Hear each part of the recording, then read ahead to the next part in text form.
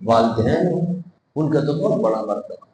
خوش نصیب ہیں وہ لوگ کہ جو اپنے والدین کی خدمت کرتے ہیں، زندگی کے اندر ان کو راضی کرتے ہیں، ان کے ساتھ اچھا سلوک کرتے ہیں، وہ اپنے لیے جنت کا سامان کرتے ہیں. قرآن پاک کی جو میں نے آیت تلاوت کی اس میں اللہ فرماتا ہے وَقَضَىٰ رَبُّكَ أَلَّا تَعْبُدُوا إِلَّا إِيَّاهُ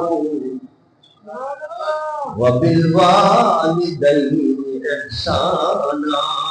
اللہ نے فیصلہ فرما دیا ہے، اللہ نے حکم دے دیا ہے کہ اللہ کے سوا کسی کی عبادت نہ کرنا، اس کی عبادت کرنا اور اپنے والدین کے ساتھ اچھا سلوک کرنا. یہ اس آیت مقدسہ کا ترجمہ ہے جس میں اللہ تعالیٰ ہمیں دو حکم دے رہا ہے.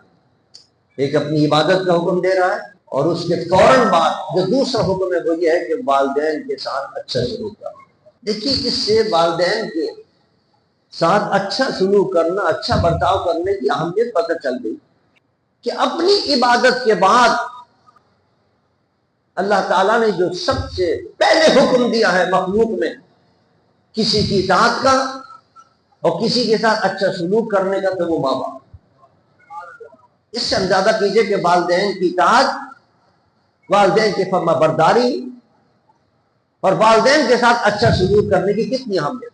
علماء اس میں بھی فرماتے ہیں اس کا راز کیا ہے کہ اللہ نے اپنی عبادت کا حکم دیا اور اپنے فوراً بعد والدین کی اطاعت کا حکم دیا. اس کی وجہ یہ ہے کہ حقیقی رب تو اللہ ہے، حقیقی پالنے والا تو اللہ ہے. رب العالمین، رب مانے پالنے والا، ساری کائنات کو پالنے والا وہ ہے.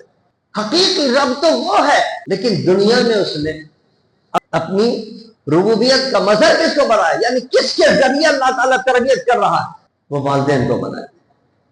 حقیقی رب وہ ہے لیکن اس نے دنیا کے اندر اپنی ربوبیت کا مظہر بنایا تو والدین کو بنایا، ان کے ذریعے وہ تربیت کر رہا.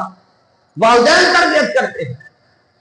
حقیقی رب وہ ہے لیکن اس کی ربوبیت کے مظہر چونکہ والدین ہیں، لہذا سب سے پہلے اپنی عبادت کا حکم دیا، اس کے بعد والدین کی اطاعت کا حکم.